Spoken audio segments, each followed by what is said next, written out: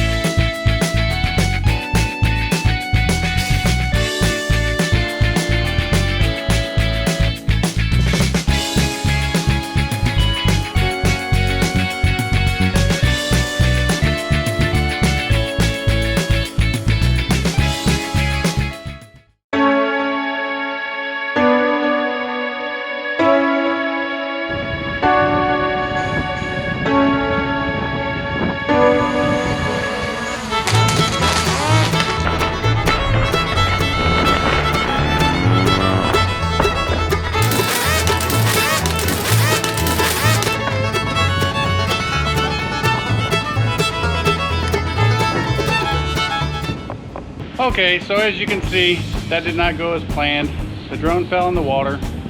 It's drying out right now. I was able to recover it. I lost the battery. I did break where one of the legs attached. Just a stupid mistake. It took off, went straight up, and hit a wire that was directly above me. That's what I get for rushing and trying to hurry up to catch that tugboat. That's going to be it for today. Thank you guys so much for watching. I'm Steve WB. I'm out.